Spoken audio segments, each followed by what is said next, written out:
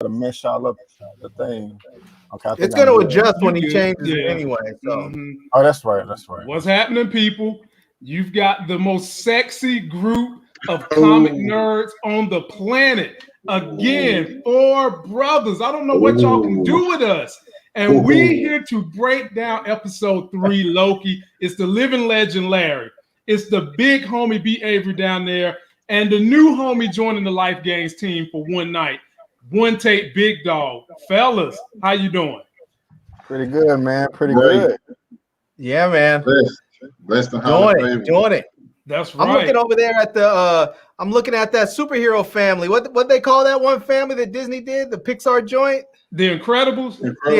We have the Black Incredibles over there. Yeah, we're the Blackables. That's right. We the Blackables. We just need one more to fill in that That's spot. Right. That's right. We need one more to fill in that spot over there. And we also had to get the dog in here too. We're gonna have to get the dog with the there cake. You go. We're gonna have the whole thing up in here, but it is. You already have the car of the future, so you guys, all you need is a dog and one more. You're good. That's it. Yep. Whoa, man! Stop putting them children on us so quick. Let us get used to this. I just caught that. So, fellas, they gave us an episode that it wasn't action packed. So if you were someone who loves action, you might have been disappointed. But you did get a lot of dialogue. You got a lot of storytelling this episode. And I'm interested to get you guys' initial opinions of the show. So Larry, I'll start with you. And then One Take, I'll come with you. And B. Avery, I'll finish with you. Larry, what was your quick thoughts on this episode? To be honest with you, I was not at all disappointed by the action in this because I thought the hand-to-hand combat right off the bat was fantastic. All the fighting in the TVA and when Sylvie was running up the walls and doing backflips and all that, and then the fight scenes, the more hand-to-hand combat fight scenes on the train that was all fantastic, man. I was actually loving this. I was loving this episode for the action. Okay. One Take. I can't wait to hear this. You already giving me the smile from ear to ear. So I'm just going to sit back and I'm going to listen and I'm going to take notes. So One Take, give me your initial quick thoughts. Listen, I like it, but at the same time, I feel like this is the lesser of the 3 episodes and probably one of the lesser of the MCU episodes as a whole. What? I enjoyed certain elements. But overall, I think they kind of let me down a little bit because they have so much more. I really feel like they should have given us with a dialogue-heavy driven episode. It definitely was dialogue driven. I mean, you got to have a knack for that. I feel what you're saying. It was definitely dialogue driven and dialogue driven between 2 characters. B. Avery, give me your quick thoughts on how you felt about this episode. Yes.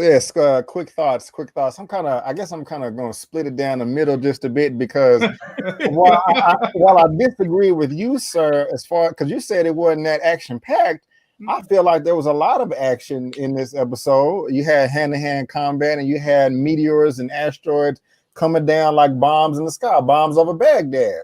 But then kind of like Larry. He said that, he enjoyed the hand-to-hand and the flipping off the walls. I do agree with that.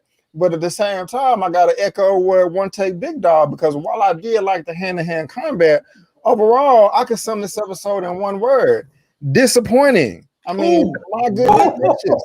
I was let down by this. I was like, bro, I was ready and prepared to wake up at 2 a.m. to watch this movie and upload my reaction just by myself real quick. But I slept on my alarm and I woke up at 3. I watched the episode. By the end of it, I was like, what? Is that it? And I said, I'm going back to bed, man. I don't feel like recapping this, bro. I was disappointed, man. I was let down. Now, I have seen it twice. And the second time I did like it a little bit better. I wasn't as frustrated on the end. And I was just I'm not saying that the episode was garbage. We're gonna talk about it because we're gonna get specific. But overall, man, I was disappointed, man. I'm like, Marvel, y'all tripping. The first 2 episodes I had was better than anything that Falcon, Winter Soldier, and WandaVision did. But then this one right here is a huge step back. But yeah, that's my initial thoughts. See, you guys have your expectations all high now. Now you're expecting every episode to be those first 2 episodes. Hey man, We do. Yeah. I mean, granted, for me, the action was a dial back this episode, but I actually found myself, and I'm not a guy who normally cares for too much dialogue. I actually think they should cut more of that. I actually found myself enjoying the dialogue between these two. I normally don't like that. I'm like my wife. My wife hates movies where 2 people get stuck in the elevator and they got to figure out how to get out the whole damn movie, or they kidnap you, throw you in the trunk. You're trying to figure out how to get out the damn trunk. My wife hates it, and I normally don't like it either. But I actually like this one, and we're going to certainly break it down. But let me shout out the loyal, and when I say loyal subscribers, that not only follow this channel, they don't watch B. Avery, they don't watch E-Man, then they channel hop to Pairway, and now they decide to come and share some of that good love with us. Yes. We got Zia in the building, Cashmere in the building, Strictly Starlight, Sloppy Ninja, Stephanie in the building, Coop the Bully, Car Bro, Alex, my big homie, D-Weave, Stephanie. The whole crew is here. We're going to try to break it down. We're going to give you a few little Easter eggs that I found. A lot of people said they saw a lot of Easter. I didn't see that many, but we'll see what we can do. So, fellas, let's open up with a scene that I thought was significant. I got 2 scenes for y'all today. One of them, I'm paying Larry a tribute, because when y'all watch us, y'all know the wild man from Tennessee that throw all kinds of shit on the wall, hoping it stick, is usually Larry. Well, you know what? If you throw enough glue on the wall, a fly gonna get stuck in it sooner or later. Don't hate on me for being right. Don't hate on me for being right. He actually got something right, ladies and gentlemen. But let's take a look at this real quick. This guy, boy. Well, I did take quite the tumble. You asshole. You killed us. Maybe we can fix it. You're not a serious man. You're right. I'm a god. You're a clown. You got drunk on the train. I'm hedonistic. That's what I do. I'm hedonistic. A lot more than you, I assure you. But never at the expense of the mission. Oh, the mission? The mission? What, your glorious purpose? Give me a break. You can't beat them.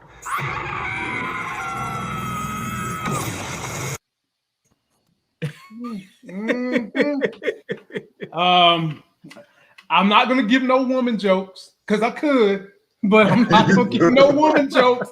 I'm gonna leave it alone. I'm gonna just say she was very frustrated, and she used her magic to exude that frustration. Now, on the low, I was right about a couple of things too last week, but hell, I'm right 75% of the time, so I don't feel the need to talk about what I got right. So we're just gonna go ahead and start with Larry on this one. So Larry, the opening scene, they give you the backstory of what happened with C20, and you've decided not to call her Loki anymore. You're calling her by her government name. So she's basically telling you the backstory of what she did with this enchantment to get C20 to divulge the information on how to get to the golden elevator. And they have a little cute scene about brain freezes and what may have you. Break down the opening scene, my brother, and how did you like it? Yeah, this was really interesting to see how she like drew her into a comfort place where she was able to get her to talk and feel like, you know, she was really confused, thinking she was someplace way back in her other life and having a good old time. And it was funny though, because apparently C20's mind is very, very strong, because she even said for some people, most people, I can just get right in there and take over and do what I want to do. She's like, but for other people that have stronger minds, she was like, I have to sort of maintain contact with them, and then I'm in there, but they're there, you know. And so, and she also, you know, I want to know what happened to C20 more, because she talked about how her mind was all convoluted and messed up, and so, you know, obviously there was some stuff that must have gone on Earth where it caused her to really be messed up, you know, to when the TVA took her. So, I mean, obviously she's a variant, but obviously something happened. I want to know what happened to her, because her mind didn't get jacked up for no reason. Right. So one take, I'm going to come to you. but I'm gonna go ahead and give Larry his kudos. Larry was the only one that said last week, damn, Mobius is a variant, and possibly everybody is a variant. And this N-word got it right. Lord have mercy. Go buy a lottery ticket, Larry, because you got it right. But Big Dog, as Larry was saying, she is a variant. And they let us know that everyone who became a variant done something to cause a Nexus level event. Break down the conversation between these two and what you thought. Now, I really enjoyed this, but I think I didn't have enough details to later on in the episode when Sylvia pretty much talks about how power works. Because in my mind, I initially thought this was just simply her manipulate her into thinking like of a life that she had. I never thought that at first. I didn't think this was real. This was something from C20's past. I thought it was just all made up from Sylvia, and that she just pretty much she gave C20 like this illusion. But when she says like, "Yo, I pulled from a memory that you had," that pretty much changes everything. Because of course we all thought like, you know, the Minuteman and the TVA, everything was created by the Timekeepers. Once we find out that this person and all of these people are variants, and like she's basically putting on our heartstrings a little bit, that changes the entire show. And now I give you this, Lamont. You always had your theories about the Timekeepers. You didn't trust them from the get-go. This pretty much like solidifies that whole theory right there, that like, you know, they crooked and there's a lot going on. Like that whole cartoon that we saw, throw the whole thing out. Yeah, they can't be trusted. Get it out of here, man. Get it out of here. See, that was another one of those 75% I got right. B. Avery, I'm coming to you, my big brother from another. William Lawrence gave me the $4.99 because he be sharing our videos. We appreciate that, my brother. We try to keep the channel very diverse, even though it causes us to creep in growth. We're comfortable with that because we know we're helping y'all make a difference. B. Avery, what did you think about the opening scene? And do you want to see more of C20?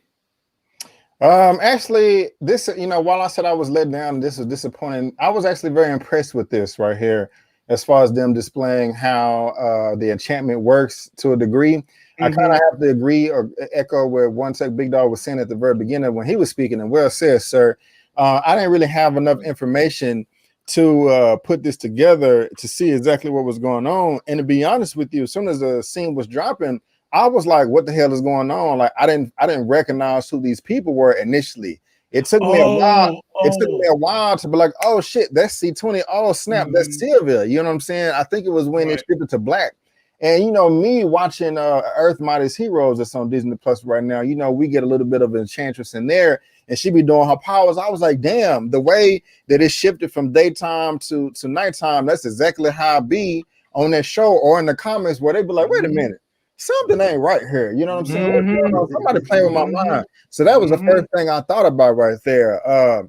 And so the intro was fire, and then we get the shot of them at the mall, and you know, she's actually, you know, you can actually see what she's physically doing, and they remind, okay, yeah, this is just a different perspective from episode 2 or whatever. So I do like this. She was just, you know, hey, you know, how we found the Timekeepers, you know, that's dope.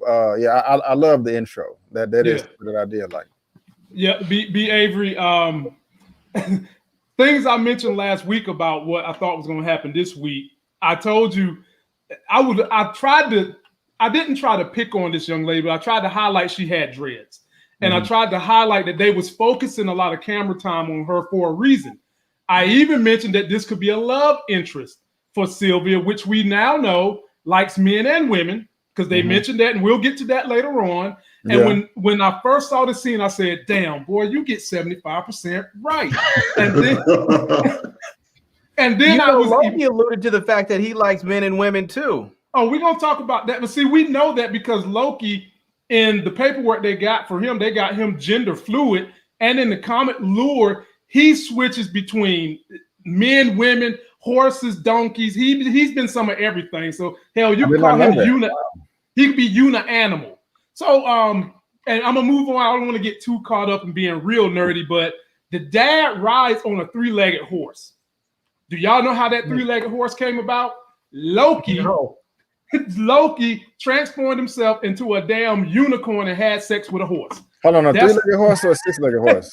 Six-legged horse, excuse me. Six-legged horse. Three in the front, three in the back. Gotcha. Yeah, yeah, man. Throw it off. Yeah, man. Oh, damn. Yeah, Loki a little wicked, ain't it? Yeah, Loki's something, bro. I mean, me and B. Avery, we follow the comic books. I mean, we follow the cartoons hard. I follow the comics a little bit, pretty decent, and I follow the cartoons real hard too. And we see these in all these different spin-off Marvel does of these shows. So that's why me and B. Avery still calling Sylvie the Enchantress. So we ain't ready to call her. We're not ready to call her Loki, Sylvie. We ain't ready to call her none of that just yet. The Enchantress. She's the Enchantress. That's how we know her. So now I'm coming to you one take. Okay, so we get beyond that scene. Another prediction I gave y'all was that Enchantress wanted to mess up the timeline to get everybody out the building of the TVA so she could go do something. And I think we all pretty much said that what was going down last week. All right, so she gets in there and she's looking for the golden elevator. And this is when Loki walks right in behind her and they get ready to start having a fight scene. Break down that scene where Loki pops in, they're fighting. We see Ravonna pop up. She tries to get him and couldn't get him. She was actually wanting Sylvie to kill Loki. So I'll break that scene down for us, big dog. Okay, first of all, the thing I loved about this scene the most was the score that accompanied. I thought that was great during it because, like, one, I think Larry alluded to it. What talked about it earlier was like the fight and Sylvia flipping guys and taking guys out, and the fact that I think something that was highlighted in this is that we don't like kind of go like people kind of skip over it a little bit, is the fact that she realized she can use her powers here as well. And when she realized that, she had to improvise, you know, and use the disintegrating sticks on people, and she using those. And another thing I think made a lot of people happy is Loki gets his daggers back, and then he pretty much confronts Sylvia and is like, "Yo, trying to help you. What are you doing here?" She's like, "Yo, I don't need your help." She's going to this golden elevator. My whole thing was like, "Hey, you're at the elevator. It's not." And then when Red Slayer pulls up with the other two Minutemen, I'm thinking to myself, you're at the elevator, you can get out. Like you can press the elevator, you can go to where you need to go. You have enough time. Because you made fodder of the other men that you fought. You have Loki right there. And he also wants to see the timekeepers. So and if anything, you might have to have a Captain America or Winter Soldier fight in the elevator, but that's about it. So that whole scene was really, really good, and Rich Slayer wanting her to basically kill Loki, that eliminates somebody else that she's had to deal with and didn't really trust from the get-go. But I kind of felt like she took too long, and they was out here. I was about to say a word that it was not the word I needed to say, but like they was already playing around. Hey, brother, you're free to use whatever language you want to use on this. This is not a PG channel. This is a rated R superstar channel. Rated R superstar. Gotcha. I had pussy from the ride, and I'm just thinking to myself like, yo, y'all gotta get moving. So, but I really liked it. Like I said, I think it was heightened by that by the back and forth between the two, because that's one of the highlights of this episode is those two work so well going back and forth with each other, and the score and the action. I thought this scene was probably one of the best ones of the episode. I agree with you. And y'all's boy Elliot taught me something new and taught me how to say it with panache. The score. The music of these episodes. I've been itching to use that word, and I'm gonna use it tonight. Damn it! I love the score too from the very beginning when they were showing Loki's green banner, and I love that. I love the whole thing. I enjoyed that part too. But now, B. Avery, I'm gonna swing it to you, my man. How did you like this scene? What was your takeaway from it? Just echoing what you just said. Yes, I did love the score. It was fantastic. I even said earlier tonight that there's a YouTube channel that is dedicated to just different scores on new releases. What? And they got about 3 of them for Loki, and I'll be jamming it in the car. You know, Are you serious? I'm just so serious. Man, you're gonna have to send me that. I'll send you the link, my brother, as soon as we're done. You don't even got to say nothing else. I'm gonna remember. So I'm liking that, and I'm liking the fight and she flipping off the walls and stuff like that. But however, the golden door scene when she's at the elevator, that did frustrate me a little bit because I'm just like, man, you like. Things are moving so fast, you know. Like we pick up from, we got a great intro scene. We picking up. She's coming through the port. I'm like, you know what? That's right. She was bombing the sake of timeline to cause chaos, but at the same time, she just trying to empty out the building to come in and get some files or something or whatever, you know. And that's exactly what she's doing. I'm liking it. Loki getting his daggers. That's cool. He looking like a badass. You know what I'm saying? Walking down the hallway, just bam. You know what I'm saying? I'm loving it. I'm loving it. You know. And so, but then they start playing patty cake at the elevator door. I'm just like, man, go on through the goddamn door. Shit. Man, it was bro. Later on, we talking about this took years or whatever. Y'all want to flex on each other. Like, man, ain't no way in hell. Like, I'm getting through the door. Like, she done worked so hard, and I'm just like, what are they doing? But I like that Renslayer came through there. You know what I'm saying? She was just like, nah, what's good? You know, and they started fighting and all that. I like that. But yeah, then they disappeared. But I was just like, man, like one time Big Dog was saying, y'all need to get through the door. I'm trying to see the plan. I'm trying to see this plan play out. You know what I'm saying? That's what I'm trying to see. Be every ready to see who is the real wizard behind Oz. That's what you want to see, because that's all this is. Who, and first of all, okay, let me let Larry go before I interject what I want to say. My brother Larry, go ahead and get in there. And Be Avery, by the way, because you will understand what I'm about to say. I went to the gym today. I hit a new PR, and guess what the hell I was listening to? What's that? This right here? No. What's the that? Score from Black Panther. Yeah, bro, I got one for you. The ancestors came and helped you. That's what that was. Bro. The ancestors were on both sides. Yes, I got a ton of scores that I can send you to work out with, bro. You finna be Superman. Let's do it. Be Avery. I turned it on. I had on my headphones that cover my Bluetooth that covered my whole ear, and it was $225 for a standing shoulder press. And I love it. I love it. And I went in there, turned that music on. Maybe the dun, let me go. And I just let that shit go. Y'all just don't understand this type of information I'm finna bless this dude with. You know what I'm saying? Y'all don't understand. I'm swear this dude next time he gonna be swallowed in the hole. Oh man! Like I can't wait. I got playlists, multiple playlists, bro. Man, come on. Let's get it, man. I got you. Okay, I'm with it. Big Larry, what'd you think, man? This is one of your scenes right here, my brother. Yeah, man, I love this scene. I thought this was great, not just because of the action, but I felt like it really revealed a lot about Sylvie. I don't want to call her Loki because she seems like a fake Loki, you know? Mm-hmm. But I mean, I think it revealed a lot about who she is, and if we have to call her a Loki, the type of Loki she is, because Loki is supposed to be the god of chaos, and she's not. She's all about order and the mission and keeping things on track, where Loki's just sort of like freeballing it, you know? She's like Larry. They talked about how he never has a plan. He never has a plan. Not only does she want a plan, she has rules for how plans are supposed to be. Plans are supposed to have specific numbers of steps that you follow. She's very orderly. She's not chaotic at all. Even in the way she fights, and where Loki's up there fighting and leaving people be. Like, he's knocking people out, throwing people against walls and leaving them alone once he feels like they've been sort of incapacitated. She's straight killing people. She's running through there, pruning folks left and right. She's basically saying, I have a goal that I need to get to. I want to make sure nothing stops this orderly plan that I have. So she's just pruning people left and right, where Loki's knocking folks out and leaving them be. And then they may come back up and he's like, you again? Knocks them out again, you know. But you can tell just by her fighting style how she is very, very different from Loki and his whole chaotic, you know, sort of mindset. She's just very orderly. She tough, man. She tough.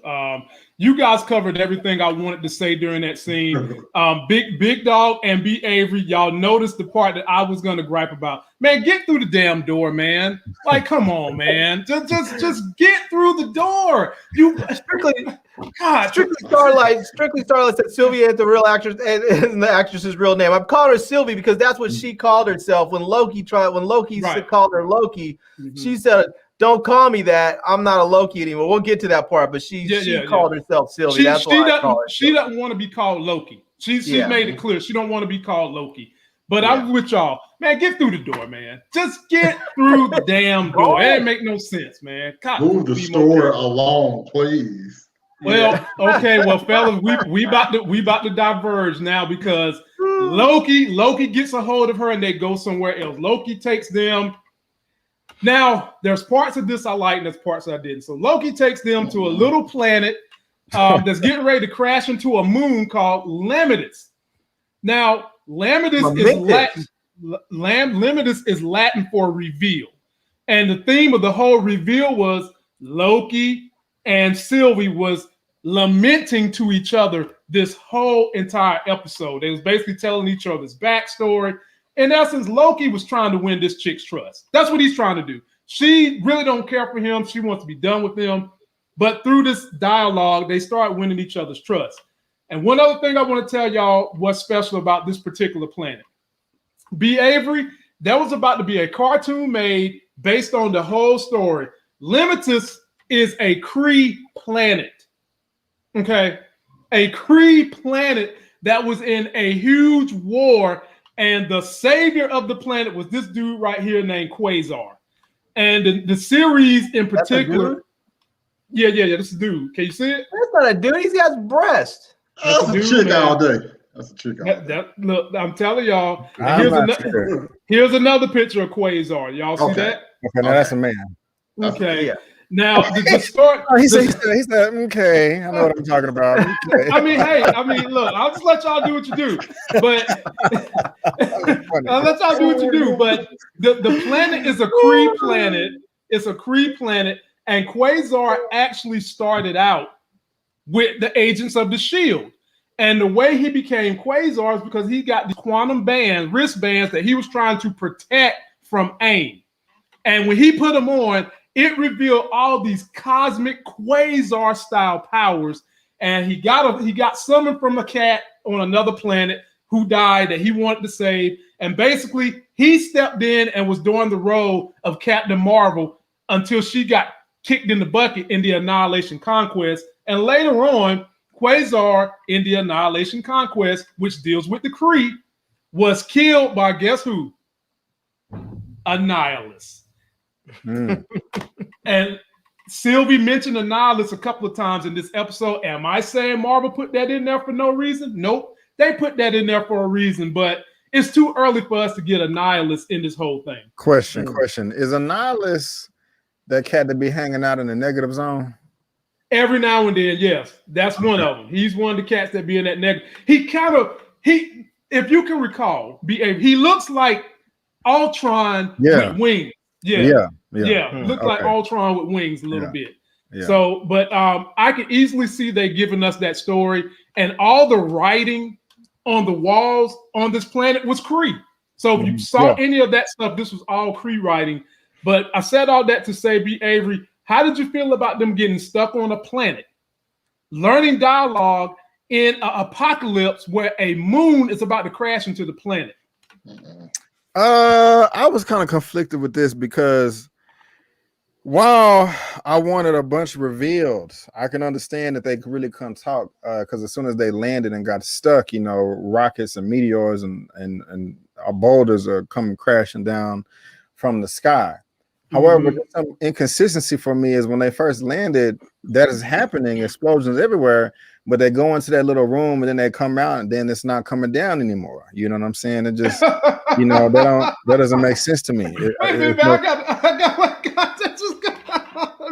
B. Avery ain't playing with Marvel right now. B. Avery is done. He ain't playing. And I even said earlier on my live, man, I was like, look, I ain't never experienced, me being on Earth and a moon running into us to know exactly what happened. I just kind of want to come to. I just want some consistency here. Mhm. But just me as far 2077. That's crazy as hell. I just wanted them to start talking, and I didn't like what they were talking about. They weren't talking about the right things. But I don't want to spill the beans too early, so I'll leave it at that for now. Okay. Jump on in there, living legend. Yeah, I was actually okay with them not having the stuff falling when they left that mining shaft, because I kind of looked at it as what was happening was sort of like a meteor shower of sorts, and then just like with any kind of shower, any kind of rainfall, there's it ebbs and flows. So there's times when there's a whole lot of it, and then times when it sort of slows down. It's sort of like if you're in a restaurant and it's raining, you're like, let's wait till it slows down before you run to the car. Larry, that's how I kind of figured at it. Larry, this is an apocalypse. This is a moon hitting the planet. It ain't gonna be no slowdown in the debris breaking up. Man, sometimes this is a moon. Larry, this is a moon hitting a planet. There ain't no such thing as little small meteor showers. It's just rain. It's just a little rain, y'all. It's just a little rain. That's what it is. It's just a little rain. My man Larry talking about a drizzle in a damn moonstorm. What? A moonstorm, damn. Oh God, it's just a little rain. That's all it is. Oh my God. Rain. Little moon rain. This dude, man. Oh, One take, jump on in there, man. Look, ladies and gentlemen, I just gotta say this. Okay, y'all saw the show this week, right? The moon is literally this close to Earth, looking like Pac-Man and shit. And it's breaking apart all over the place. And Larry is calling for a little drizzle, just light little drizzle. It's a little moon rain. That's all it was. One take, get in there, man. Other than like the moon rain comment, I don't know about that, but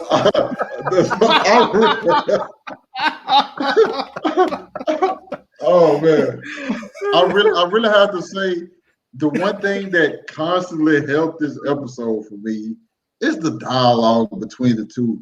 These two may not necessarily see eye to eye. As a matter of fact, there's times where they absolutely despise one another.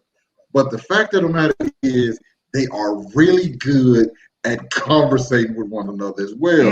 Like they constantly talk, because Loki actually was doing more talking, something that you don't normally see him do, which I all think is like a ploy on his part. But like the dialogue between two always had something that you can grasp onto, and like that elevated even more as the episode progressed. Yeah, I agree with that. Like I said, for me, the best part was the dialogue between the two. Actually, it felt like Marvel was trying to unzip all the different things that they have put into this show in terms of elements we had questions about. We was getting a lot of answers this episode. Now, there were some times, as much as I say I liked it, there was time when they got a little goofy for me. But overall, I enjoyed most of the dialogue between the two. So now, Larry, we're swinging right on back to you. So they intimate that of all the apocalypses, all of them, this was the worst one. This was the absolute worst one. And as they're having that dialogue and they're talking about things, the whole premise of what's going on with them stuck on this apocalypse is Loki done took the time pad and it's out of energy. So they've got to go get something with quantum energy. Out of juice. They got to go get something with quantum energy to facilitate this thing getting back in order. Larry, talk about them and their quest to try to get this thing working again. And then they get their ass shot on the way to the train station by some old lady. What kind of gun did she have? Jeez. Yeah, man. Well, what's funny is that I didn't know they needed something with quantum energy. I just thought they said they needed like a large energy source. And I was thinking, the thing that I first thought of is when she got all upset and got all hysterical and just screamed and had a big blast of magic. I was like, that might be enough to power this thing. No. She was mad. She was mad, but she ain't got quantum energy. She need quantum energy. And I was like that, whatever that lady has, that might be enough to power a little bit of it too. You know, That's what I thought. 'Cause you know, did y'all see the way that gun knocked them back like a football field? Right. Yeah, it blasted them. Bro. It knocked the internet. It knocked the magic right off of Loki. It actually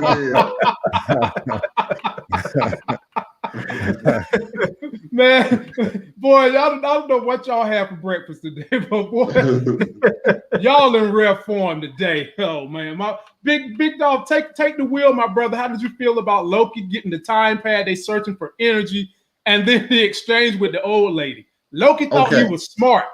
He thought he was smart.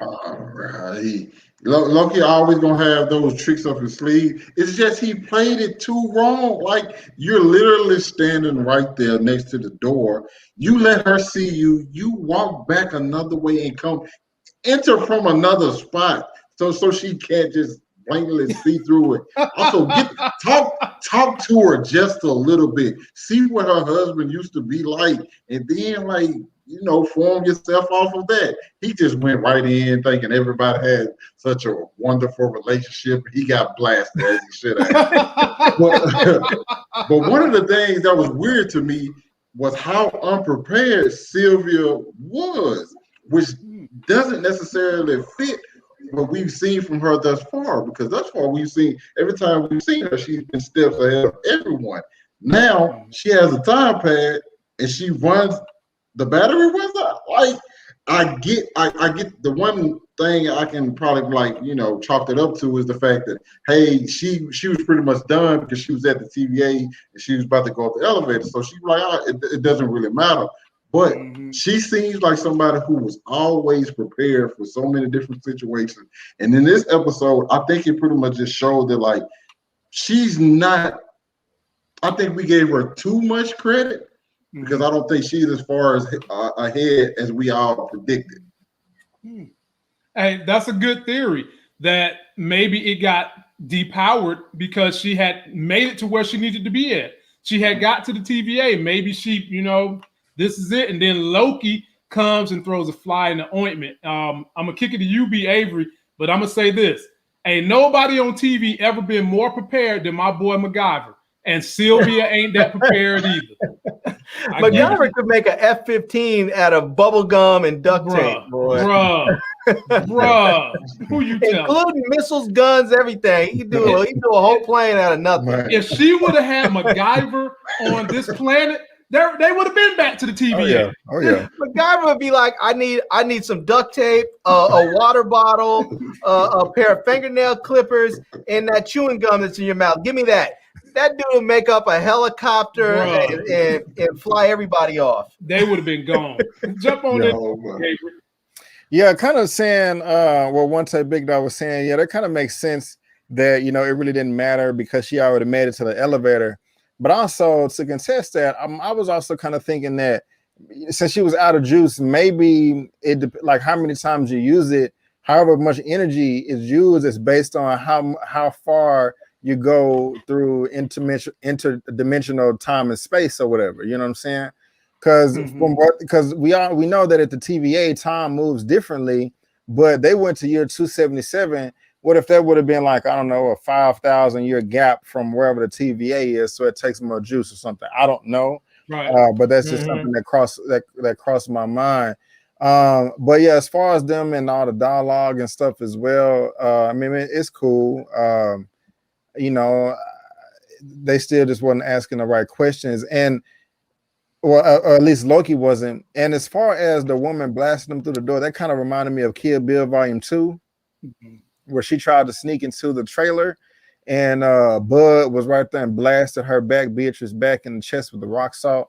That's what that reminded me of. That was a big ass gun. Yeah. And I don't know. I kind of thought that Loki did okay. With him trying to, use his magic and get in there, but she wasn't, she was too smart for all that. It was funny though. It was funny, but yeah. It was funny, B. Avery, but I was sitting there saying to myself, Loki, the only intel you have is the look of the person in the picture with her. You don't know what the status is of the person, And that played out because he said something that was sweet and endearing to this woman, and she blasted his ass on that. They must have had the kind of relationship where love for them was fighting each other every single day.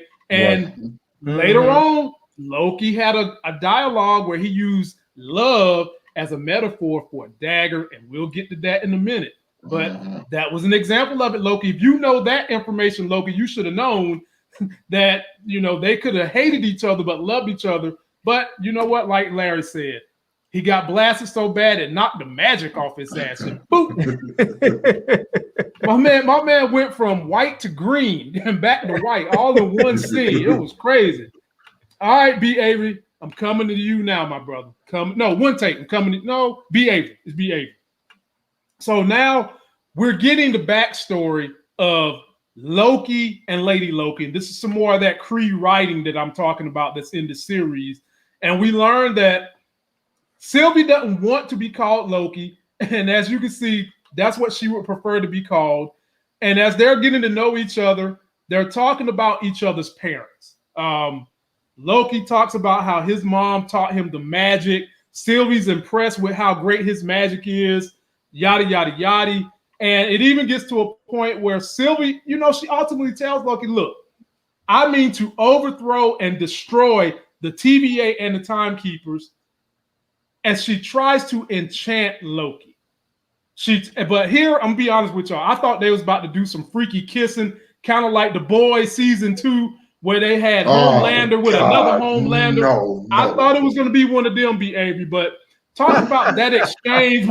Talk about that exchange between Loki and Sylvie. That's a lot. So let me start at the back. I thought they was finna get it on too. See, let me tell y'all something. Wait a minute, Loki finna smash Loki? Is that some type of masturbation we ain't ever heard of? Or something, that's kind of interesting. But I do like the fact that she tried to enchant him, but it didn't work. I liked all that he was just too much. His mind was just too strong. So that's kind of cool right there. But when you was asking about the exchange, they're talking about the mother. You talking about when they was on the train? Yep. Okay. That was cool for a little bit, but at the same time, it pissed me off. Because this is the time where Loki should have been like, hey, who are you? Where do you come from? Who is the TVA? How long they've been here? How do we stop them? What happened at the beginning of the time, the end of the time? What is the variant? What did they come? They should have been asking all these questions. Or he should have been asking all these questions. Now, this is what we talked about at the beginning of this recap. We found out that both of them are bisexual, you know what I'm saying? And that's that's okay already. But other than that, man, this dude, instead of asking questions, he want to get drunk and sing songs. And I'm like, that's dumb as hell. And that really frustrated me. Though. No, man. That is why would you? I'm so pissed about this in this episode or whatever. Now, leading up to this, how they did get on the train, I like to where he tried to use his powers, and then we got the dialogue to where it was like, oh my god, yeah, they're only letting the wealthy people on, or they're only letting the wealthy get tickets. The little classes and stuff like that. Tried to do the Jedi mind trick, and that got on there. So that was kind of interesting too. But I'm still frustrated, man, that he want to get drunk and sloshed instead of asking important multiverse level saving questions. So, bro. What the hell is wrong with Asgardians? They all want to get drunk. I mean, you better be glad they don't use cars in Asgard and everybody be dead. Because Thor want to drink, Loki want to drink, the daddy want to drink, Balthazar want to drink. The only one who don't drink is the black dude they got standing guarding the damn bridge. I feel some kind of way about that. There. Yeah, man, this is the perfect time for them to just sit down and talk and answer the questions that y'all left in the cliffhanger, because we want to know what's going on, but we don't know what's going on. We still, it was revealed later, but that's still not enough. But anyway, I feel you. They could have went in greater detail. That would have put a bow on this dialogue. I feel you. Yep. Jump on in there, Big Larry. Jump on any one of the sections you want to cover, from the conversation about the mom, to Sylvie saying why she don't want to be called Loki, to them about to have a makeout session. She's trying to seduce him. Look at her horn. Her horn is almost combing his hair. So,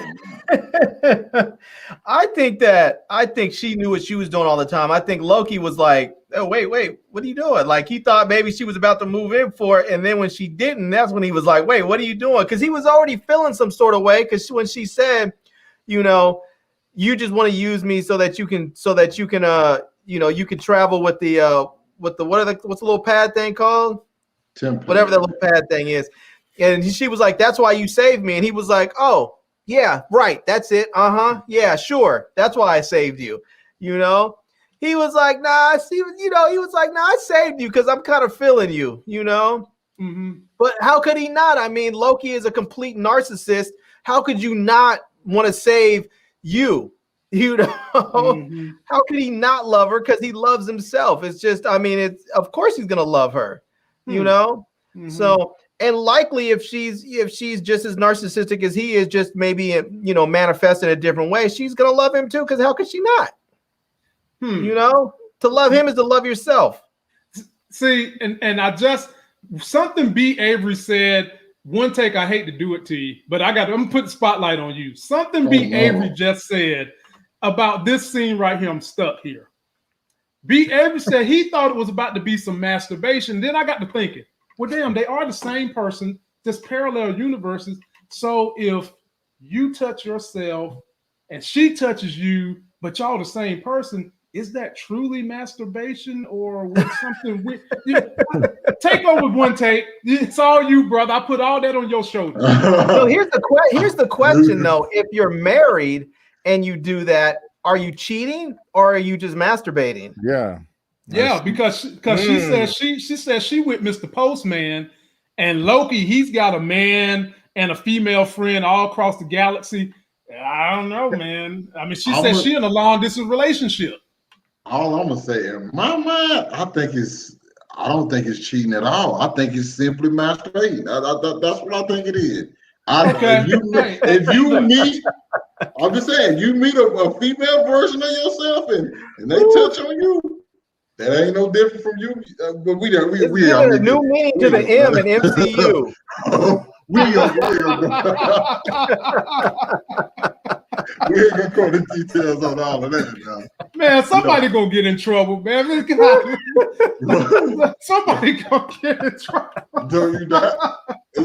You get caught with yourself is the same way as you getting caught with yourself. I don't see a difference. That's all I'm saying. Yeah. But her trying to use her enchantment on him, and then us finding out how it works. I figured it wouldn't work on him. Also, this is like a typical part, but I do think she's working an enchantment on him, just not the magical kind. She's pretty much just getting closer to him. He's slowly revealing more things about himself.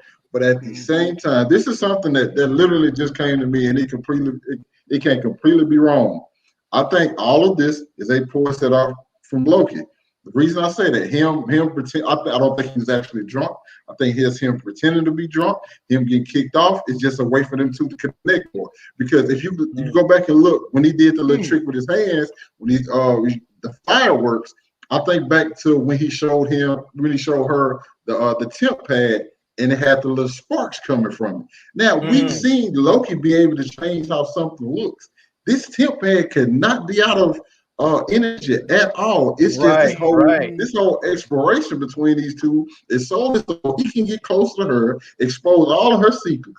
I'm willing. Now, I don't usually have the 75%, okay? I'm more or less about 12% right half of the time. So it's all good. I'm on the lower end of the floor. Nah, bro. That's a fly ass theory. I love that. I like it too. I love that one. I'm thinking the beginning of next episode is because we saw. I don't want to get too into detail, but I think it's that moment where Loki can really sit down and you think everything is over. And once you think everything is over, you have nothing else to lose. So you pretty much willing to like let everything out and let everything go. This is what Loki was waiting for. And once she tells Loki everything he needs to know, he'll simply show her the broken pad. Voila, it's actually fixed, and they go back to the TVA. Ladies and gentlemen, that's a winner. That winner chicken dinner, bruh. Because at the end of the day, I was gonna start some mess with y'all. I even titled this video, "Who is gonna save Loki and Loki from death?" And now that you done said that Loki's using his magic to pretend like the time pad is broke, that he's really got it in his back pocket somewhere, bruh. Hats off to the big dog. See what I'm saying? That's what I'm saying. Hats off to the big. That is a hell of a good one right there. That is a good theory. That's a good one. You saved me from going into all my little theories about who would have to pop up, how they gonna get off this planet that's about to die, and you saved me from having to do all that. That makes greater sense than the mess I was gonna put together. Yep. I guess we're going to B. Avery next. No, B. Avery went last time. I'm not following that. Oh yeah, you got. Oh yes, you are. Yes, it ain't no fun if the homies can't have none. Yes, you are. Here you go. So as B. Avery alluded to, they're on this train. They're just talking their asses off, just talking. Just chatty Cathy, chatty Johnny, whatever you want to call it. And so Loki and both Lokis say they can't sit with their backs to the door like Malcolm X. And I'm just sitting here like, man, really? Neither one of y'all can sit with your back to the door. And then Loki says, look, there's doors both ways. They sit down, they have the dialogue, and Loki gets drunk, Larry. He gets drunk, and this is the conversation where we learn that they both, like men and women, she's got a postmaster general that I guarantee y'all we're going to see at some point in time. And I'm hoping they're going to show us some of Loki's friends. They may or may not do that. But we should have known from the jump about this, Larry, because in the TVA files, it clearly shows you Loki is gender fluid. So, Larry, break down this train exchange between the Lokis. Yeah, first, I don't think that he was drunk. He said, when she said you're drunk, he said, nope, I'm full. And I don't think he was drunk. Loki has a tendency to not lie to people a lot. People think he lies all the time, but he often tells people the truth. They just don't want to hear it. You know, like he may tell somebody, oh yeah, I'm about to kick you in the head and stab you in the back. And then they'll be like, nah, this dude's talking crazy. Then he kicks him in the head and stabs him in the back, you know? But I think he told her the truth. And I think Loki, the way he's handling this, Sylvie is genius because, you know, people think, oh, you know, she's getting information out of him, she's getting the information from him. And, you know, he's telling her, oh, I think you know so much about me. I've been telling you so much about me. But here's the thing is that if you talk and you tell people and you volunteer information, people get to feel like you're giving them so much of yourself. But really what you're doing is only giving them what you want to give them. And if you make people feel comfortable with you, they start to tell you things that they want to know, that you want to know, that they sort of maybe don't even know they're telling you, or they're not ready to tell, but they tell you anyways because they're comfortable with it. Whereas if you just talk and offer stuff, you only offer what you want them to have, but they still feel like you've given them a lot. So I think Loki is just a little bit more clever in that way, you know? Gotcha. I feel you. One take. Give me your thoughts on it. Like I said, I think he just milked, well, pretty much with everything Larry said. I just think he's like, you know, pretending to let his guard down, just telling her everything. He needs her, well, he keep it on like a need to know basis, you know, so she feels more comfortable with him for the inevitable what happens later on. You know, and about the whole sexuality, somebody said something earlier tonight on B. Avery's channel. Is that Loki is one, he's a prince, and the fact that they have like aliens and everything. So the fact that he's like sleeping around with men and women, I mean, and like you guys mentioned earlier, he slept with a horse. So none of that actually is pretty surprising for Loki whatsoever. Nope. True. Nope. B. Avery, jump on in there, my brother. Let me ask you this, Brandon. Let me ask you this before you maybe conclude this in your thing. I know Zia Latrice said, "Why does Loki bi when he's already dead in the MCU?" Which I don't think the thing about being bi is really matters. But Loki's not dead in the MCU, right? We just discovered that he became a variant. Like they may think he's dead, but he's not actually dead. Like if he had followed his proper timeline, maybe he would have died. But because he didn't, he's not dead. No, he's dead. He is dead. But because you remember, this story picks up in 2012. They got him then. So yes, technically he's dead. But if you follow the comic books and the cartoons, the way they bend the TVA, the timeline, and the way they have Earth 232 and all these different variants, technically he's not dead. So what I was answering to Zaya Latrice is, on any given time when you're talking about comics, they can bring somebody back because they have different ways to manipulate these various timelines. Jump on in there, B. Avery. Yeah, I was gonna say I don't consider him dead anymore, but that's just me. I think eventually, it may not be at the end of season 1. I think that'll be too early, but I think because we know season 2 is coming. Probably because they love B. Avery. The others love this Loki show. They just in love with it. And I think Clark Gregg kind of spoiled that already, but that could just be a rumor. But I eventually think that this Loki is going to catch up with our 616 timeline eventually. I do too. So he may have not done it yet, but because of that, I think I just consider him alive. But yeah, as far as all this stuff is concerned, great points about, it's no big deal. Even if it wasn't aliens, but they are smashing horses and blue and green people. So it's just like, what is a man if he's smashing 6-legged horses and all kind of stuff. But I'm just still frustrated because they talking all this and I don't know. It wasn't that deep to me. I didn't even think about all that as far as like who's manipulating who. I just thought this dude was drunk and he's trying to survive. And they both are. And so I'm just still frustrated that he wasn't asking the right questions, in my opinion, during this time. He was too worried about other stuff. So, like a romantic relationship, like he was trying to shoot a shot or something, like. Let me ask you something, B. Avery. Do you think her guard was down enough to where she would have answered those questions? Yeah. Because she did later on in the episode, she didn't have a problem, telling what it was when she was like, I think so. I think so. I think Loki's sort of enchanting her in a lot of ways because they played that scene in very similar vein the way she did earlier with Hunter C20. It was like 1 minute it's daytime and they're sitting there, and the next minute it's dark, it's nighttime, and she wakes up and it's like she's sort of like, wait, where am I? Am I fully aware of my surroundings? She seems sort of off a little bit.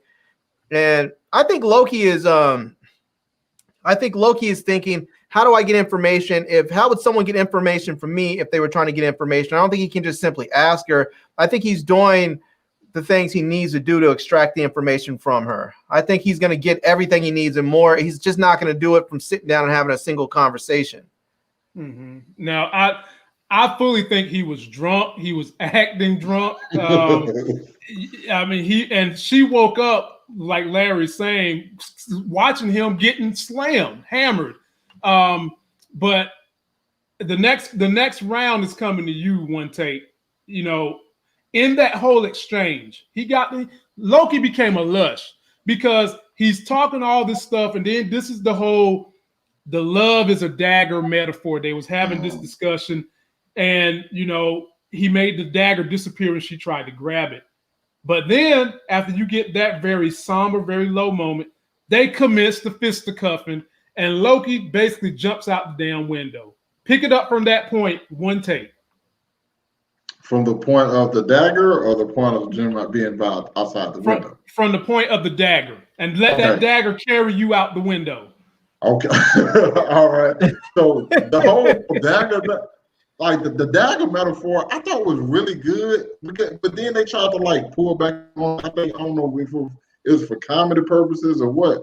But like the whole analogy and how he described it worked for that scene. And then it's just like, oh no, that didn't really make any sense. And she's like, no, not really. I'm like, I thought it did.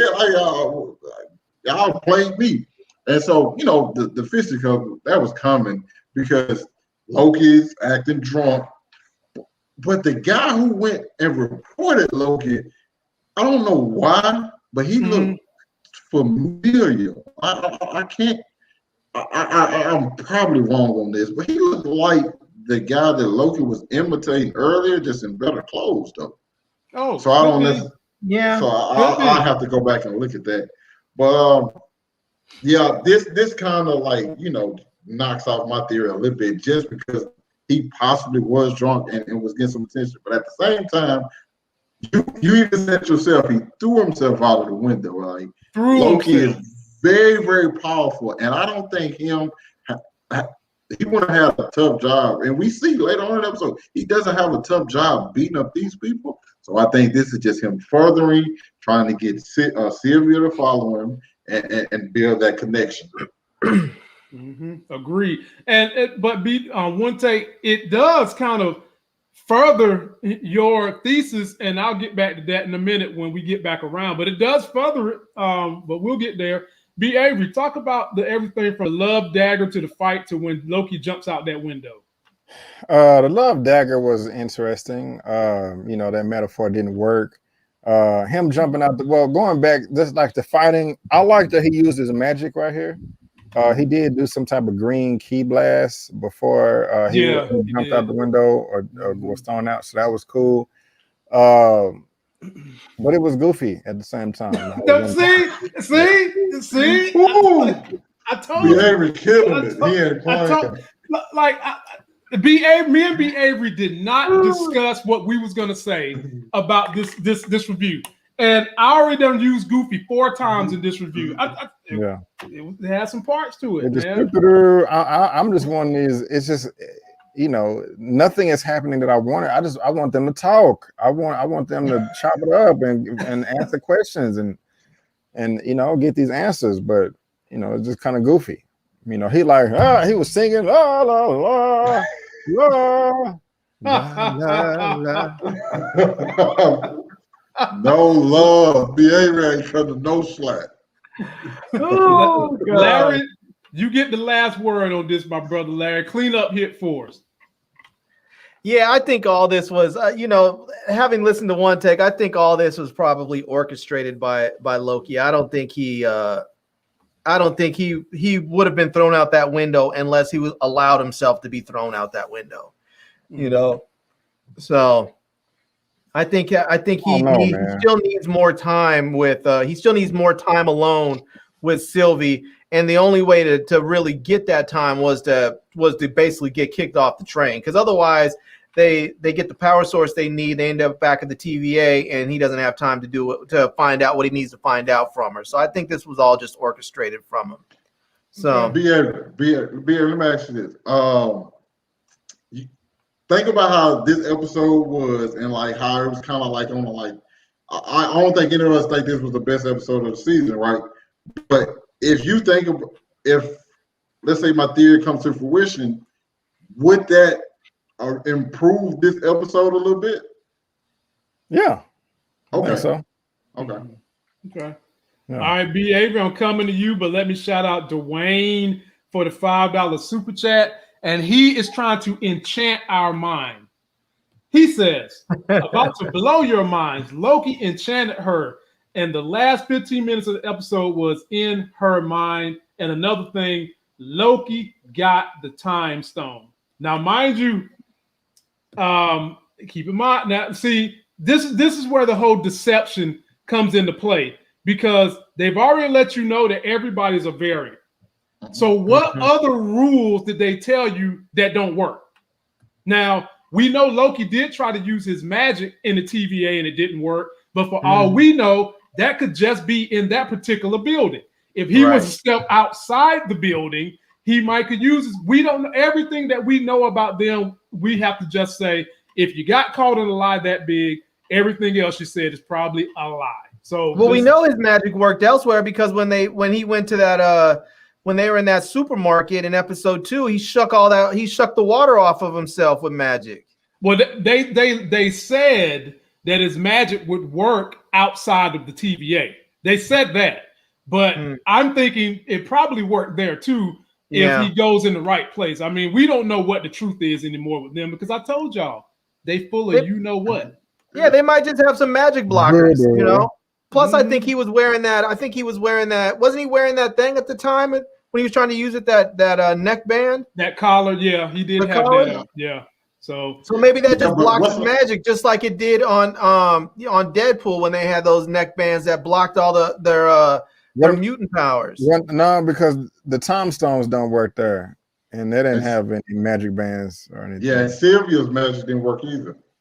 oh yeah, that's right. That's right. Sylvia got in the, remember she got in the building, her magic ain't work either. So Right. So maybe they just have magic blockers in the building. Maybe it's like cell phone blockers at the Vatican. You just need to go ahead and take them down. They got some kind of dampener or something going on up in there. All right. B. Avery, I'm coming to you when I might should have had went to one take because basically his theory is all up in this. So Sylvia and Loki, Enchantress, excuse me, they're both outside, they're talking. He shows her that the time leaper is broken. And he's basically telling her, you know, maybe we can come up with another plan. She gets mad and a rage for vengeance and just stomps her feet and screams and let out a little bit of magic. But then they get to discussing all that they get to the conversation B. Avery wanted to hear. They wanted to hear, B. Avery wanted to know what was going on, a little bit more of her story. She wants to take them over. She has respect for his magic. B. Avery, break down this scene when they popped out the train and she got mad about the time device. Yeah, I like the fact that she just wasn't playing around no more. She, as soon as she popped, they get up and they find out it's broken. She pulls a sword on, like, give me the goddamn pad. You know, that's what she said. That's what she said. Yeah. No, she was mad. Yeah. You know, like she had the knife up to his neck or whatever. You know, just like give me the pad or whatever. He like okay, and so he pulling it out immediately. You know, he realized that he took the L. But when it was broken, now when she did the rage green thing and powered up, that was dope. I did like that. It was like a DBZ power up or something, you know. That was cool. But yeah, man, like you said, I was waiting on this whole episode. This part right here, this exposition. They should have been doing this on the train. I understand you couldn't do it as soon as you got there because you know it was meteors falling from the sky, so that makes sense. But they wasted too much time to get to this point. But I do like the reveal. Again, we can say that Larry, the living legend, was right about everybody being a variant, and it's just very interesting. You know, I'm thinking that Mobius is from the 90s, and that's why he liked the jet skis so much. So I love this. Was the best part of the episode because it's actually what I wanted to see. So absolutely, and I think that the whole story about Mobius and the jet ski and that being a variant, I think he told you his story. I think he told you his story. But Larry, I'm gonna swing to you. How'd you like this dialogue between these two and the broken time pad? And are you on board with me and one take for one take's theory? Yeah, pretty much. I think so. I think I'm on board. It sounds like a solid theory, you know. And yeah, I don't think it may not even be broken. She probably should have taken it anyways and just tried to use it. And she sort of believed what her eyes showed you, which is sort of, to me, it's sort of like going back to this whole idea that I have that she's kind of like the anti-Loki in some respects because she's so orderly about everything. Everything has rules for her. You know, you have to have a plan, and plans have steps, and you have to be on mission, and she's so orderly about stuff where Loki's just all about just, you know, like I like to call it free ball, and he's just kind of like whichever way the wind blows, he just goes that way, you know. And it's like he lives his life like he's commando style. So, you know, it's just that's the way it is. And I think if she were a little bit more like that, she probably would be thinking, oh, this thing might actually not be broken. That's just him talking craziness or showing me some magic. She knows he's a magician. So she should be questioning everything that she sees. Well said. I'll finish it off with you one take. Give me your thoughts on this initial scene when Loki flew out the window and they're having a discussion. Yeah, that was one of the things what Larry said is like she never grabbed the pad. Like you never actually got it to see for yourself. And like I said, like the dude is he's a manipulator. You know, he only shows you what he wants you to see, and that's what he wanted. He wanted her to see that it's broke, and her losing her like going off the deep end and displaying that power, and then sitting down. Now, I think it's the first Thor movie. Thor also has a scene in it where he kind of like loses his cool, and Loki comes and he sits next to him and he's talking to him, trying to tell him something he should do. That's the same thing that he does to her. So if you take that into consideration, he was manipulating Thor. Why wouldn't he be doing the same thing to Sylvia? Damn good point. Yeah. Damn good point. I mean, he knows himself, so that's a great point. Wow. I'm coming to you, Larry, and actually it's a good time to come to you because you get to take another victory lap. Here's clip number 2 when we get the big reveal that Larry actually got right. That young soldier from the TVA, her mind was messed up, everything clouded. I had to pull a memory from hundreds of years prior, before she even fought for them. What? What did you say? Before she joined the TVA? Yeah, she was just a regular person on Earth. A regular person? Loved margaritas. I was told that everyone who works at the TVA was created by the Timekeepers. That's ridiculous. They're all variants, just like us. They don't know that. Yeah. Speak on it, Larry. Take your victory lap. C20 didn't know she. Just take your victory lap, my brother. Jump on in there with this scene right here. Me and B. Avery was waiting for this the whole damn. Like, get to this part. Get to just. You could have had literally all their discussions could have been about this and unraveling what Loki's real plan is, what her real plan is, and what does she know about these damn timekeepers in the TVA. But Larry, take your lap. I honestly, I don't want to take a lap on this one. I want to talk about how I just think this was a great little thing the writers did to sort of make us have some sort of level of sympathy or empathy for Loki and to further connect us with them, because it's like in that moment where he finds out that these are all variants and he says they don't know that. It's another one of those things where he really shows just in his tone and his intonation how much he cares about these people.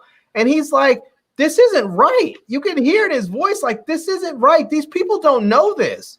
Like, they've been pulled away from their lives elsewhere and thinking that they were just created by these timekeepers. They don't know that they're variants that had other lives, you know? Okay. And you can hear the concern in there, which is really interesting, because when in the beginning of this, in the first episode, they talked about how, you know, he was sort of predestined to be bad so that everybody else around him can prove how good they were when he didn't want to be bad. He wants to be good, you know? Mm-hmm.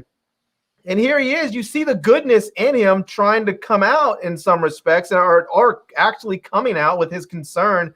And I just wonder if we're going to see any of that with Sylvie, because she seems to be the exact opposite, where she's just, I mean, we don't know what her motivations are for wanting to destroy the timekeepers. We just know that she does. But we see how she's sort of like doesn't really care about anybody. She's pruning people left and right, snapping necks of people on the train. She just, you know, she does whatever she wants with people's lives, where Loki seems to be much more, you know, he seems to be much more of a humanist, and I guess in a sense, and trying to preserve life rather than just randomly take it. Well, Larry, he said the reason that there's good in him was because of his mother. That's what he said. That's what he told. That's what he told Enchantress. One take, jump on in there with this discussion. How do you feel about the big reveal and the exchange? She's teaching him enchantment, and just kind of talk about that discussion before they head into town. Now, I actually think a little different from Larry on this one, because I think, yes, he's shocked when he hears this, but in typical Loki fashion, I think Loki sees an opportunity in this. Think about this. You have an entire organization of people who've been going off this whole moniker that they were created by the timekeepers. Now you have the ultimate information that you can hold over, and basically you can be their savior. You can be Loki is the one who freed the Minuteman. Now you manipulate that information, because I still think at the end of the day, Loki wants to be praised, and if he gets praised by those people, He used this information, like lets them know, like, yo, this is not what's real. The time keeps all that stuff is fake. And like you put them in a situation, kind of like liberate them in his mind. Like, they don't serve up both of you. And that's what he wants. Okay. Hey, I think it could be both. I think it could be both. I think he could want to use the information, and he can be concerned with them. Okay. Yeah. And I'm gonna come to you, B. Avery. I'm gonna follow up with one take. With us just knowing Loki, we've got MCU history on Loki. He's got this big ball of knowledge. Do y'all not remember the time he sent Odin away and he pretended like he was Odin? Why would he not do the same thing here if he can ever get somewhere and figure out who's pulling the puppet strings and get rid of them and make himself that person to the TVA? That's yeah. Give it to you, B. Avery. Well, one take that was actually very thought-provoking, and I could see how it could eventually go there. However, I knew it was coming. I just don't think that he is able to think that fast in the current situation that he's in. Okay. You know what I'm saying? I'm not saying what you said is impossible.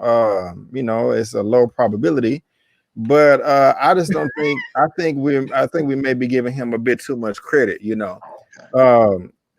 Could that cross his mind? Like, wait a minute, but yeah, that was just too much information for him to process at that time. For him to be like, wait a minute, they are variants. I can take advantage. But maybe. I'm not an Asgardian. Another thing is, how does Sylvia know this? I just got to think about it. How does she know?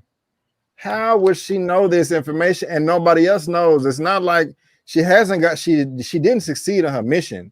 It'd be different if she went through the elevator or whatever, and then, oh snap, because Mobius ain't never met the timekeepers. We don't know if Ravonna actually has. They could have just been talking through radio or Insta chat or something. We don't know. And so if it was revealed that Sylvia got some information that they didn't, then okay. But they're gonna really have to come through with this reveal, man, on how she found out this information, how it all plays out. But this is the best scene of the episode by far. Loki was shook as well as I.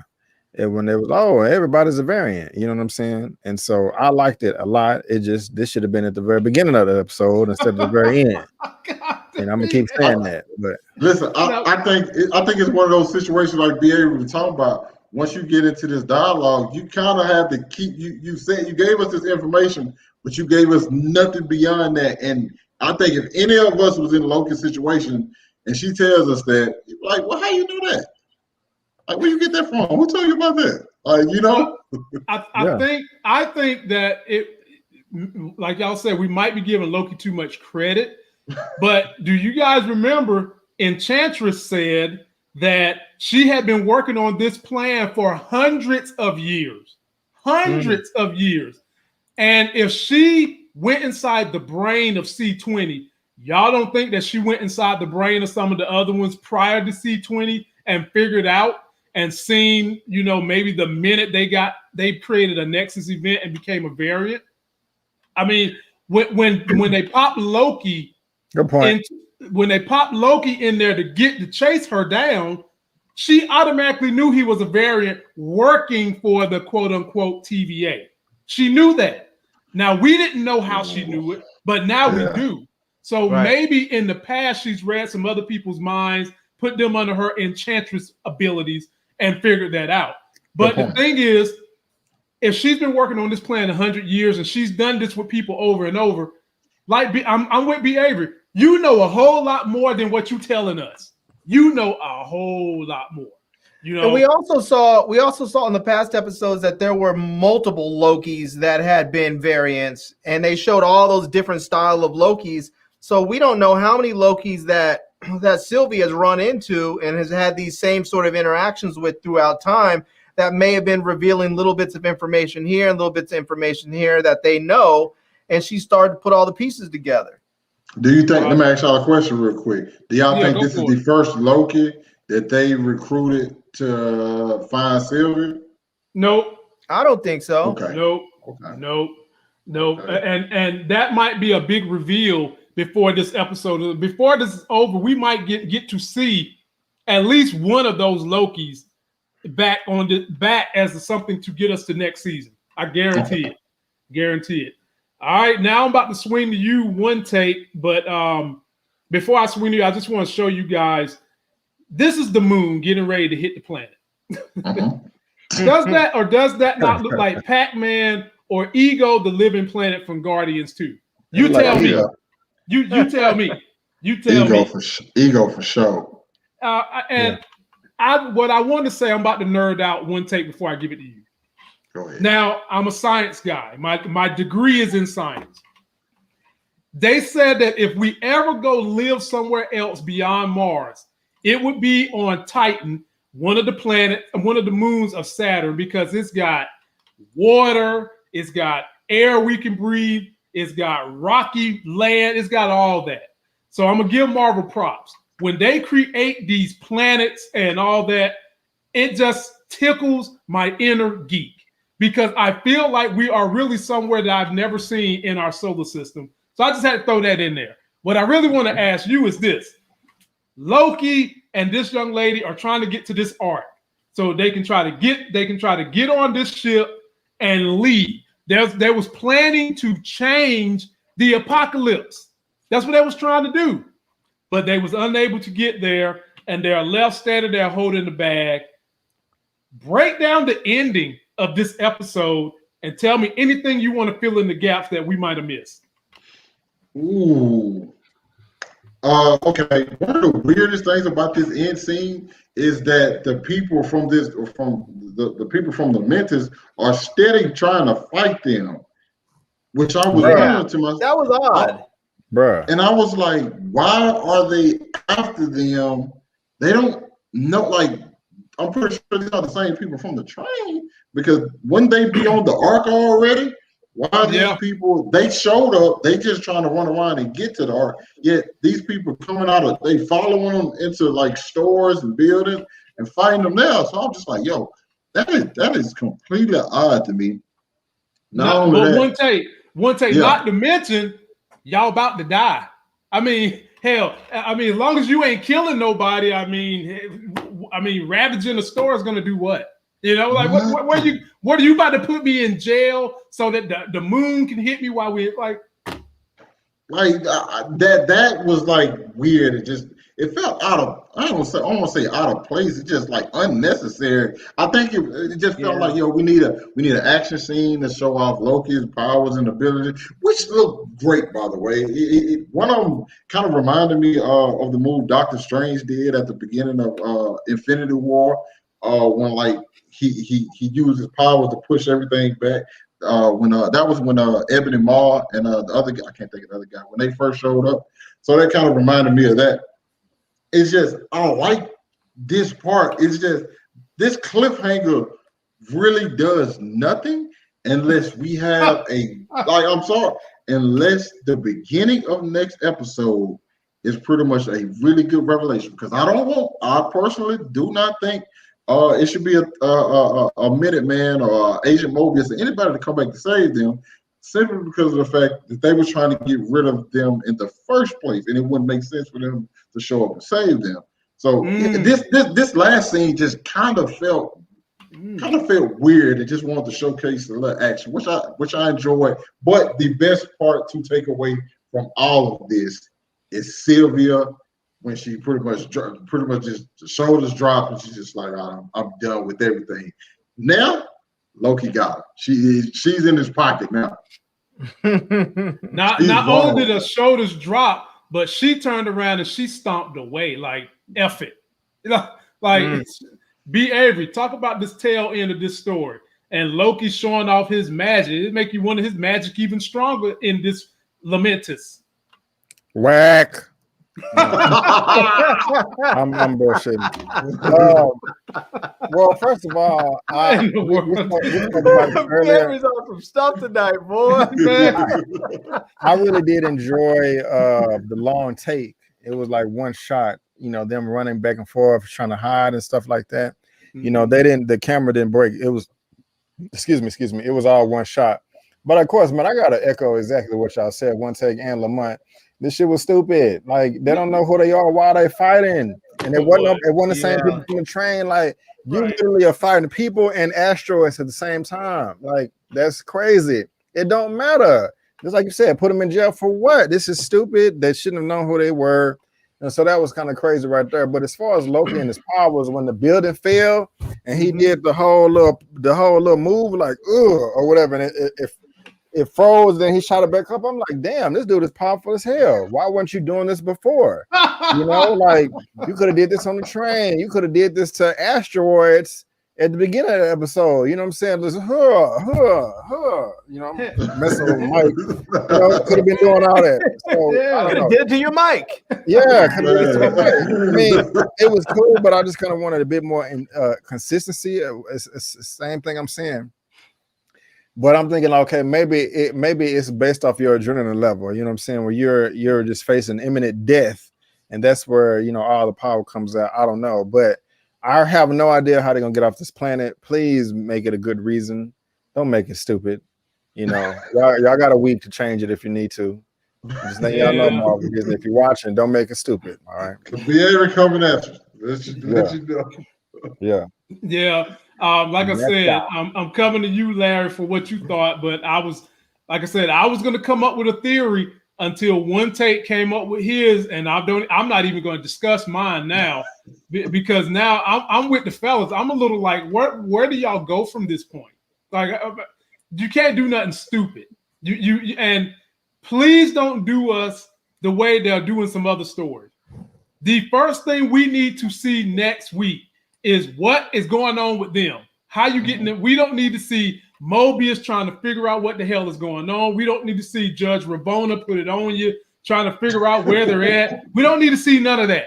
We need to get right back here to this point and figure out what the hell is going on. Larry, the floor is yours. Yeah, I have to say that this, again, like you guys were saying, it made no sense to me why they were fighting them. I mean, if anything, you would think that they would be fighting them, to get to the ark and not trying to keep people from it. I mean, it just made no sense. But unlike One Take, I'm okay if next week it starts off with Mobius opening a door and them going through it. What? You would be okay with that? Yeah, honestly, because I feel like at some point, I feel like Mobius and Loki are already halfway allies. Okay. And I think that if Loki and Sylvie are going to be allies, they're all going to have to work together at some point. And so I think this might be a good way to bring those three together, where Mobius can bring them, can go in there, rescue them, and instead of taking them back to the TVA, maybe they go to someplace else, to another apocalypse someplace else that's not quite as extreme. And maybe they go back to Pompeii or something, and it's kind of a joke where the people are like, "Oh, it's you again," but something that way she can be like, "Oh, she's getting ready to try and kill him or something," and Loki's like, "No, he's cool," and then maybe they can tell Mobius about them all being variants, and then we can have sort of an established alliance between them. I feel like that's going to have to happen anyway, so this I think would be a good way to have it. Okay. Hey, look, Larry, you done got too much stuff right this season for me to say no. I'm gonna just keep that thing real, man. And Pierre's just over there looking crazy because he knows he's already seen all 6 episodes. Oh God, I have not. I've only seen episode 3. We already see the special Negro dust glowing around you. It's just sparkling around your fro, man. We see it. Lord have mercy. I'm a regular Negro. Now let me tell y'all this, and let me just get who you guys think what's going on with this. So every post credit they change up something. This was the change in this post credit right here. instead of it just being Loki, now they've got both. They've got files with both the Lokis together. So that leaves you guys to wonder who's checking in on them two together. Mm-hmm. That's what that's telling you. I'll come to you first on that one, B. Avery. Who's checking on these two together? Is the man pulling the puppet strings doing it? Who is looking at these two together? Maybe Ravonna. Ravonna put it on you. But Okay. I'm not, that's a good question. I don't know, bro. I don't know. Larry, what you think? Yeah, that is a really excellent question. Maybe Kevin Feige's a variant, and Lord, here we go. Kevin Feige's a variant, and he's putting files together for the TVA. I don't know. What?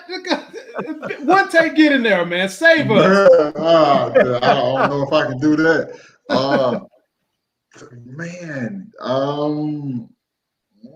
Maybe that's the timekeeper's desk, maybe. But then at this point, I'm kind of don't think they exist really, so I don't know. I don't know. I'm questioning everything now.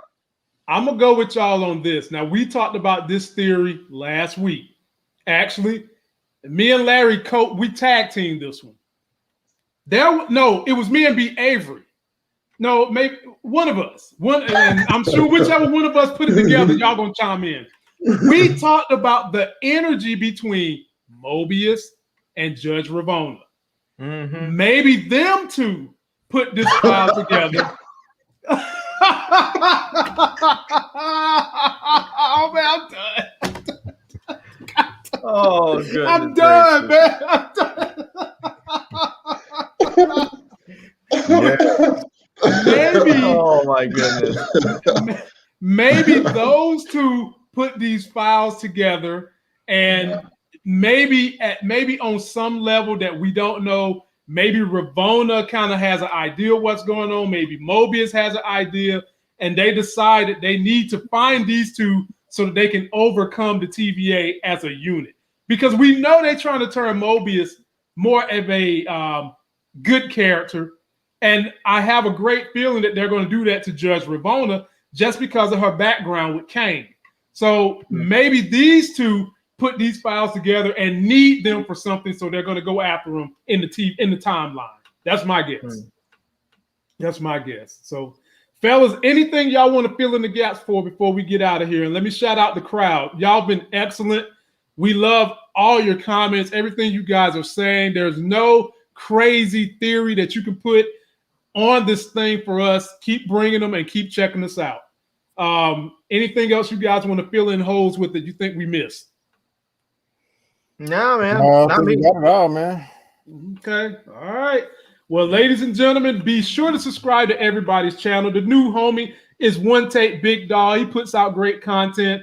I done went over there. I might pop up on his channel and throw some stuff around, talk a little trash with him one day, get him in some trouble. Because y'all know me and Larry, if we ain't good for nothing, we good for getting on somebody's channel and getting them in trouble. So check the video. We will make your PG channel PG-13. Yeah.